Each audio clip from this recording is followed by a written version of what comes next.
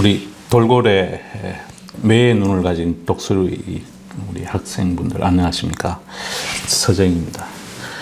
아유, 어제는 오랜만에 정말 사랑하는 친구들 만나서 1차만 먹어야 되는데 1차를 와인을 먹고 샴페인도 같이 섞여 있었던 것 같아요. 그러면서 또 기어코 또 2차를 가자 그래서 근처에 호프집으로 옮겨가지고 또 맥주까지 먹었다니. 아유, 제가 진짜 하여간 오랜만에 만나서 수다도 떨고 다들 이제 각 분야에서 다 높은 자리에 있고 그래서 정말 오래된 친구들입니다. 만나서 반가웠고 어제 또 좋은 얘기 많이 해줘서 너무나 감사하고, 그 중에 저는 몰랐는데 어떤 교수님이 계시는데 그분이 제 열렬 구독자시랍니다. 그래서 그분이 경영학을 가르치는 교수님이신데, 그래서 전 어제 참 기분이 좋은 날이었습니다. 자, 오늘은 우선 이제 먼저 요즘 화제가 되고 있는 챗GPT, 그걸 제가 해봤다는 거 아닙니까? 저번에 있는 유료화 되기 전 거도 해봤고, 이번에 하여튼 전 새로운 거 나오면 꼭 한 번씩 해보고요. 이제 게임주 투자할 때는 게임도 해보고 그럽니다. 제가 리니지 처음 핸드폰 버전 나왔을 때, 저는 군주가 좋은 건 줄 알았어. 근데 군주가 이게 타격도 잘 안 되고 이 기사가 제일 좋은 거더라고. 하여튼 군주를 해가지고 레벨 63까지 낑낑거리면서 제가 해본 적이 있어요.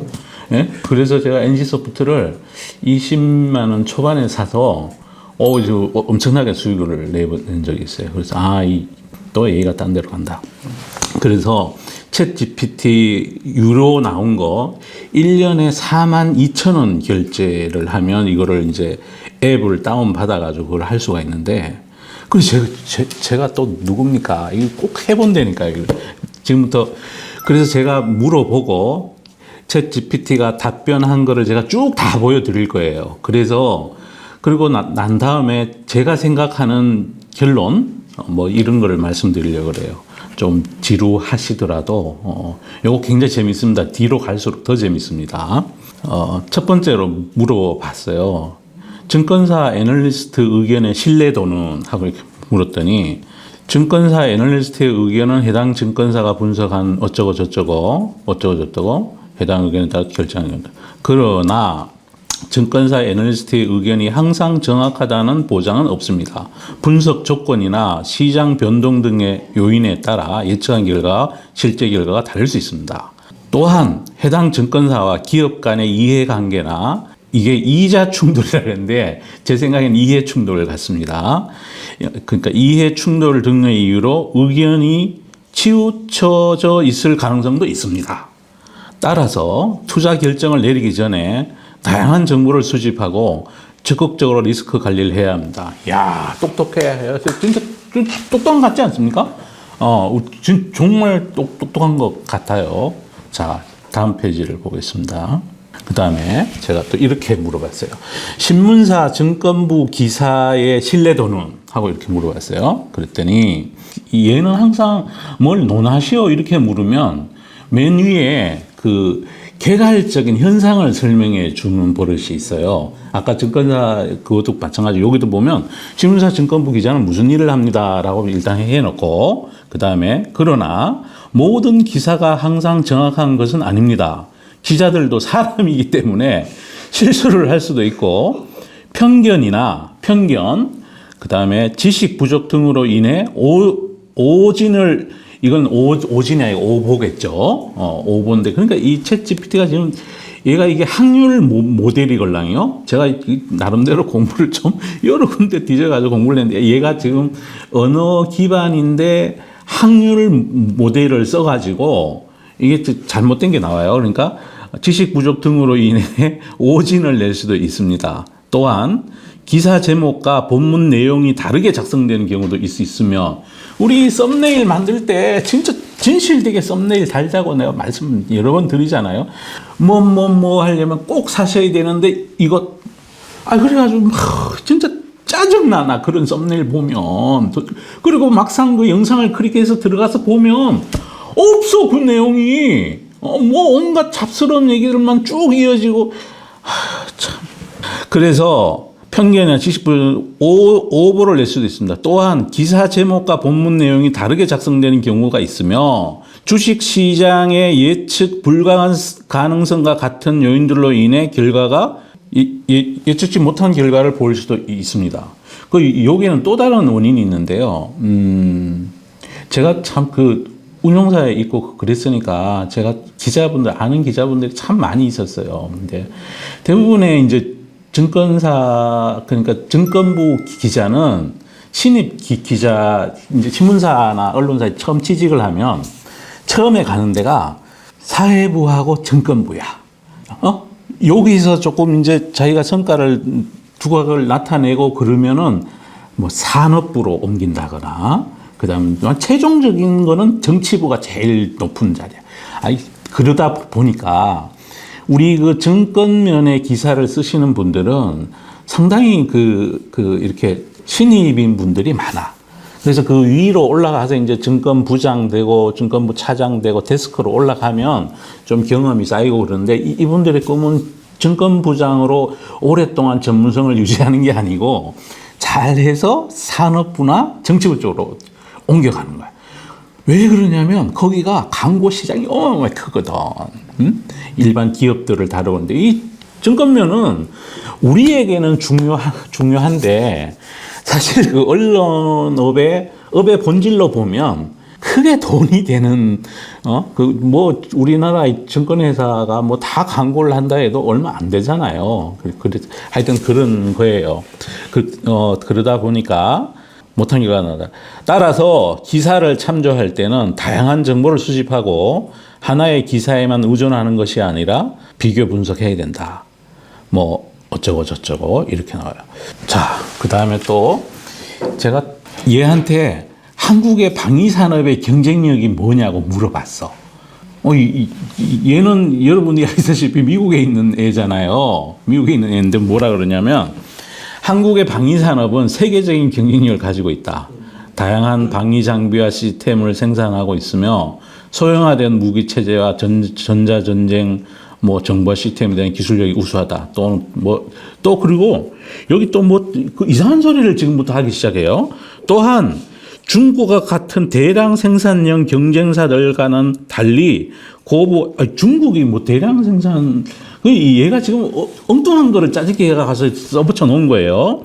고부와 같이 고기술의 무기 체계에 대한 연구 개발 역량도 높은 편이다. 난 이건 뭔 말인지 좀 헷갈리고. 또한 세계적인 군수 산업 대국인 미국과 유럽 각국과의 기술 교류와 기술제를 통해 군수 무기 개발에 기여하고 있다. 또 적정 수출, 요건 또 맞는 것 같고. 하지만 방위산업은 민감한 분야이기 때문에 정치적 요인과 불확실성이 크게 작용하고 있다. 대다수 방위산업의 수출을 주된 수익원으로 어쩌고 저쩌고 이렇게 그리고 민간학연회 얘가 민간학연도 알아. 이거 진짜 신기하지 않습니까? 그래서 이렇게 지금 얘기를 하고 있습니다. 그 다음에 내가 또 궁금해서 너 서재형의 대한민국에 최근 개설된 유튜브 채널 중에 서재형의 투자 교실 아니? 이렇게 물어봤어요. 그랬더니 이름이 지금 6만 명이 알고 있는데 이러면 이걸 모르더라고. 뭐라 그러냐면 죄송합니다. 저는 인공지능 언어 모델로서 답변을 제공하는 AI이기 때문에 현재 시점에서 최근에 개설된 대한민국의 유튜브 채널을 파악하는 기능은 없대. 하지만 대한민국에는 투자, 경제, 금융 등을 다루는 유튜브 채널이 다수 존재한대. 얘가 어디서 이제 대충 듣기는 들었는데 정확히는 모르는 것 같아요. 그죠? 정확하지 않다는 거죠. 질문이 있습니다. 네. 혹시 대한민국에 개설된 유튜브 채널 중에 김영희의 경제스쿨 아니라고 물어보신 적 있으십니까? 이거 지금 물어보시면 돼. 자. 여기 나 지금 유료 회원이기 때문에 즉시 물어볼 수 있어. 감사합니다. 그 답을 한번 나오면 내가 화면 이렇게 띄워갈까.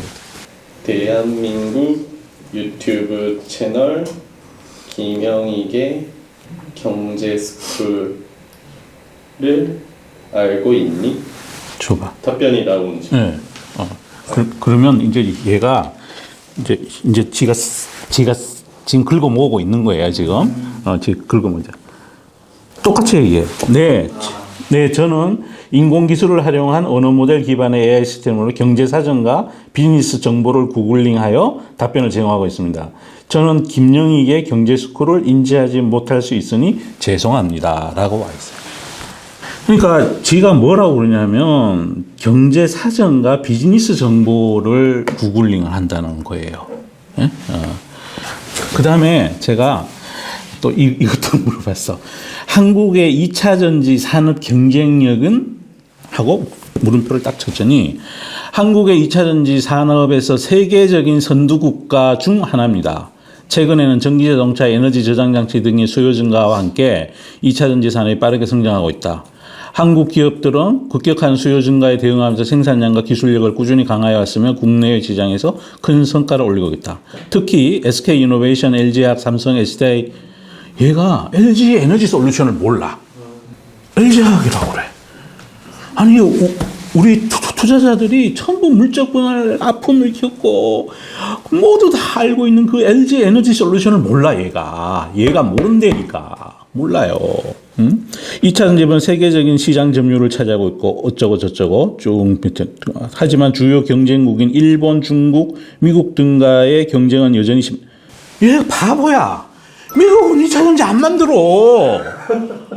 지금까지는 안 만들었다고. 지금도 거기 미국의 배터리 공장이 만들어지는데 한국 애들이 가서 만드는 거야. 그래서 특히 중국의 2차 전지 산업은 국내 시장을 먼저 선점하고 요건 아는 것 같아. 정치적으로. 해외 시장으로 진출하면서 강력한 경쟁력을 보이고 있어 국내 업체들은 기술 개발과 투자 확대를 통해 국내 시장 경쟁력을 강화해 나갑니다. 야, 이거 그러니까 아는 것도 있고 모르는 것도 있는 거야. 이 사람이 아니다 보니까 어디 있는 거를 정답에 일치할 듯한 이런 것들을 짜집기 해가 오는 거지 이제. 그러니까 짜집기 능력이 있는 거예요, 얘가.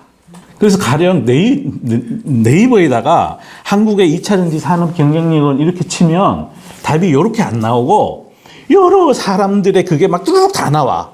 거기에서 내가 일일이 다 찾아가서 구해와서 짜집기를 이렇게 해야 되는 거야. 논문을 쓴다. 예를 들어 뭐 학교에서 낸 레포트를 작성한다. 그런데 얘는 요 기능은 진짜 뛰어난 것이. 그래서 난 네이버가 좀 진짜 힘든 상대를 만날지 모르겠다 싶어. 그러니까 부정확한 것도 많은데 좀 이따가 뒤에 가면 더 말씀을 드릴 건데 영상이나 그림은 인지를 못해 얘가. 내가 물어봤어 얘한테. 야, 너 저기 영상이나 그림을 인지하는 거. 난 그거는 못해요. 이렇게 돼서 좀 이따 보여드릴게요. 그 다음에 내가 이렇게 물어봤어. 에코프로 BM을 아니? 이렇게 물어봤단 말이야. 에코프로 BM은 한국의 2차 전지 소재 기업으로 리튬이온 전지를 구성하는 극재와 이거 잘못된 거지. 양극재겠죠. 양극재와 분리막 등의 소재. 아니 분리막은 얘가 안 하는 것 같은데. SKIET라고 거기서 하는 거 아니에요?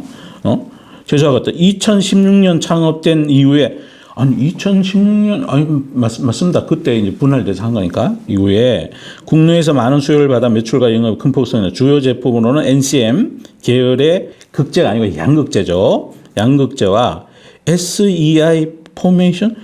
나 이건 잘 모르겠어. 그래서 그럴듯하게 얘기를 하는데, 뭐 에코프로 BM 수년간 연구개발 통해 기존 극재보다가 압도적인 얘가 왜 극재라 할지를 이게 아마 영어로 양극재가 뭔지 모르겠는데 그걸 번역하면서 이런 오류를 지금 범하고 있지 않을까 이런 생각도 해보고요. 어쩌고 저쩌고 이렇게 나와요. 제가 이걸 일일이 보여드린 이유는 이 AI ChatGPT의 활용성과 한계 이런 거를 제가 말씀드리려고 그래요. 그러니까 대학생분들이 학교에서 혹은 또 담쌤이 주말에 무슨 시험을 내면 노나시오 이런 문제를 내면 이거 여기다 물어가지고 답을 딱 내면 틀린 게 금방 뾰록이 난다는 거죠. 그 대신에 요런 다음에 여기다가 자기가 좀 이렇게 수정을 하면 제가 괜찮은 답이 될 것 같기도 하고 또 이렇게 물어봤어. 야, 이런 질문은 나 아니면 못할 것 같아. 신냉전 시대가, 죄송합니다. 제가 제자하는 건 너무 미안한데. 신냉전 시대가 한국의 2차 전지 반도체 방위 산업에 미치는 영향을 논하라라고 제가 했어요. 제가 지금까지 유튜브 하면서 제가 동영상 찍어서 얘기한 그 몇 가지 산업 섹터들이 있는데 뭐 한번 다들 지나간 거 공부해 보시면 지금 다 주가가 다 위로 가 있습니다. 신냉전 시대는 미국과 중국 간의 경제 전쟁으로도 불리고 있으며, 이게 왜 경제 전쟁이라고 그러는지 난 이해가 안 가는 중이고요.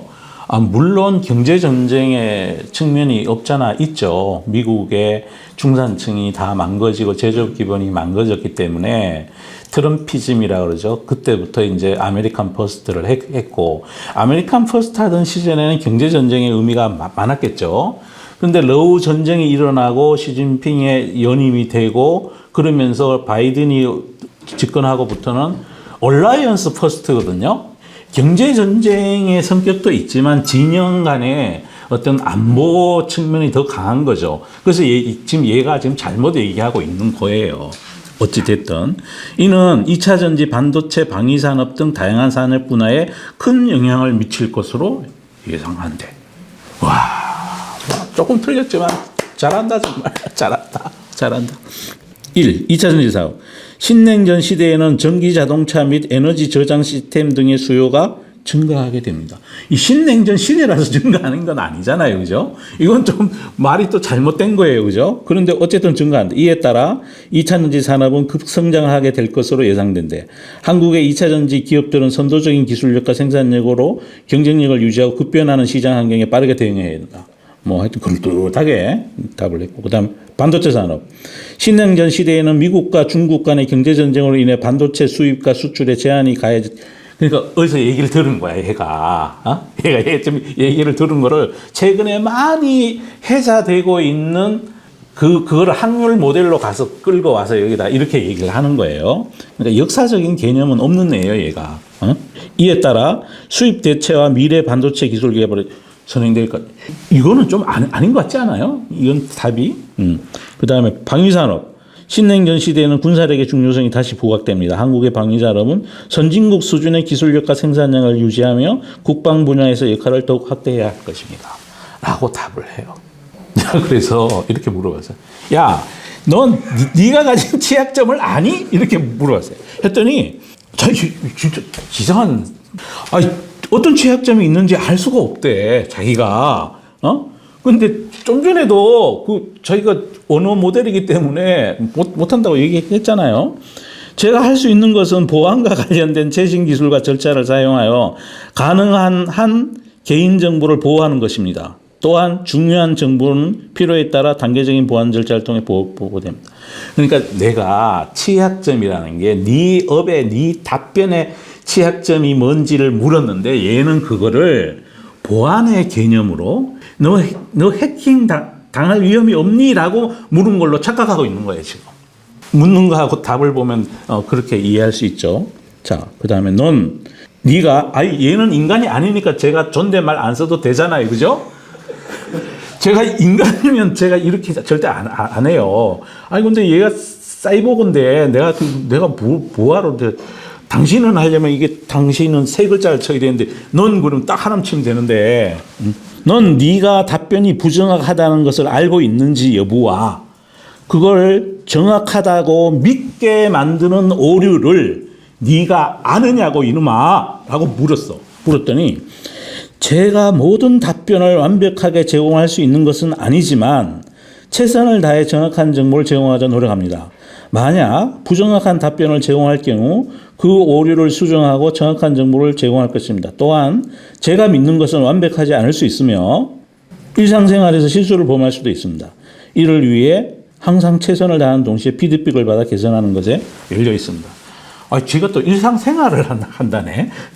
일상생활을 통해서 실수를 범한다고 답변이 이렇게 와요. 그러니까 부정확한 거를 계속해서 피드백을 해서 뭐 이렇게 새로 짜집기를 하겠다고 얘기를 해요. 또 이제 자, 지금까지 뭘 논하시오를 많이 물어봤잖아요. 이제 다른 걸 제가 열어볼게요. 지구의 현재 온도는 우리 학생들은 다 알잖아요. 지금 지구의 평균 온도가 옛날에 1850년도 이전에 12도였는데 지금 거기서 한 0.75도 정도 올라서 12.75도 정도 돼 있다고. 저는 인공지능 언어 모델이기 때문에 실시간 기온 정보를 확인할 수 없습니다. 다만 다양한 날씨 및 기상 관련 웹사이트에서 현재 지구의 온도를 확인할 수 있으니 해당 사이트를 참고하시기 바랍니다. 현재 지구 인구는 몇 명이냐 딱 물어봤어요. 그런데 얘가 2021년 7월 기준이래요. 아니 제가 이게 그 광고를 듣기에는 얘 새로 나온 유료 이거는 2023년까지 그리고 최근까지 업데이트가 계속 된다고 그랬는데 아니 내가 42,000원 돌려줘 진짜. 아니 그걸 취소를 해야 되는데 취소할 내 그 방법을 몰라가지고 지금 2021년 7월 현재 기준으로 세계 인구는 약 78억 명으로 추산됩니다. 하지만 실제 인구는 계속 변다. 근데 요걸 똑같은 질문을요 네이버에 딱 치면 80억 5,300만 명 이렇게 나와요. 작년 연말에 제가 쳤을 때는 80억 명이었어요. 그 사이에 짧은 시간 안에 한 5천몇 명이 또 는 거야. 또 지구가 더 힘들어 죽겠어 그냥. 2021년 7월 기준으로 그렇다는 거예요. 얘가 지금 이러면 안 되잖아요. 진짜 말이 안 되잖아. 현재 대한민국 인구는 물었더니 이것도 2021년 7월 기준으로 대한민국 인구는 약 5,135만 명. 요거는 네이버가 더 훨씬 경쟁력이 있어요. 네이버에 치면 정확히 오늘자 인구가 나와. 추정 인구가 나와. 저 인구 좋아해가지고 수시로 칩니다. 수시로. 그 다음에 내 말은 99개가 정확하고 1개가 틀려도 저도 오타를 내네. 엄청난 재앙을 초래할 수 있는데 너는 그 위험을 아느냐는 말인데 이해가 안 되니? 하고 제가 물어봤어요. 아니 그렇잖아. 이게 정보라는 게 99개가 비슷하고 정확하다고 칩시다. 근데 여기 앞서도 이제 보여드렸지만 다 모든 게 정확하지 않아 지금. 그 중에 하나만 틀려도 진짜 엄청난 문제가 생기는 거잖아요. 그걸 아냐고 물어봤더니 얘가 네, 당신의 말씀을 이해합니다. 하나의 부정확한 정보도 중대한 문제를 초래할 수 있다는 것을 압니다. 따라서 최대한 정확한 정보를 제공하도록 노력하겠다. 또한 부정확한 정보 발견 시 바로 수정하고 그 문제가 다른 사람에 영향을 끼치지 못하도록 하겠다. 그런데 말만 이래요, 말만. 아니, 지금 부정한 거 투생이라니까. 그 다음에 또 물어봤어. 야, 너 그림이나 영상 데이터도 학습하니? 이렇게 물어봤어. 그랬더니, 네, 그림이나 영상 데이터도 저와 같은 인공지능 모델이 학습할 수 있대. 그럼 네라고 얘기했으면 지가 한다고 해야 되는데, 요 밑에 읽어보면 나오는데, 지가 하는 게 아니야. 그러니까 그렇게 학습하게 할 수 있다고 하는 거야. 이들 데이터는 일반적으로 이미지 분류, 객체 인식, 얼굴 인식, 자동차 인식 등의 분야에 사용됩니다. 이를 위해 모델은 이미지나 영상을 해석하고 이를 일반적인 데이터와 마찬가지로 처리합니다. 이 과정에서 인공지능은 패턴을 인식하고 분석하고 새로운 데이터에 대한 결과를 예측합니다. 이렇게. 이게요, 이 인공지능이요, 1960년대부터 나온 거예요. 그래서 1980년대쯤 해가지고 개와 고양이 사진을 두고 컴퓨터가 알아볼 수 있게 하는 훈련을 시켰는데 아무리 해도 얘가 그걸 구분을 못했어요. 근데 최근 들어서 좀 제법 많이 발달했는데 발달한 비결은 딱 하나밖에 없어요. 반도체 산업이 발달하면서 엄청난 데이터를 볼 수 있게 된 거예요. 근데 얘는 다음 요 밑에 질문을 했어요. 아니 그런 소리 하지 말고 네가 그림이나 영상 데이터를 학습한 거냐고 물었더니 저는 인공지능 모델 자체가 아니기 때문에 그림이나 영상 데이터를 직접 학습하진 않습니다. 그러나 인공지능 모델이 높은 정확도로 그림이나 영상 데이터를 해석하기 위해서는 많은 양의 학습 데이터가 필요합니다. 이것 때문에 미국의 엔비디아가 지금 PER 100배 거래가 되고 있어요. 이러한 데이터는 사람들이 일일이 레이블링 해야 되기 때문에 저와 같은 AI 어시스턴트가 개발자들이 모델을 학습시키는 데 도움을 줄 수 있습니다. 그러므로 개발자가 모델을 학습시키기 위해 그림이나 영상 데이터를 저와 같은 AI 어시스턴트에 입력하고 이를 기반으로 뭐 어쩌고저쩌고 해요. 근데 하여튼 얘는 지금 안 하고 있다고 저희가 얘기를 하고 있는 거고, 또 하나는 이걸 만약에 하게 되면요, 수많은 그림을 병렬 처리를 해야 되잖아요. 데이터 양이 지금 우리 PC에도 보면 문서는 메모리를 얼마 안 잡아먹잖아요. 그죠? 근데 사진 한 장 떡 올리면은 그게 막 문서 이만큼에 해당하는 데이터를, 동영상은 더 말할 것도 없고 불가능하다는 거죠. 한마디로 불가능해요. 그러려면 진짜 반도체를 엄청나게 거기다 해야 그림이나 영상을 해독할 수 있는 거예요. 제 살아 생전에는 이 AI가 영상을 대규모로 인식을 해서, 야, 요 사진 중에 어떤 게 한라산이고 어떤 게 설악산이야, 못 알아맞출 것 같아. 그런 일은 없을 것 같아. 왜냐하면 반도체 가격이 훨씬 더 많이 내려가든가 대규모의 메모리가 거기 엄청난 양이 들어가야 된다.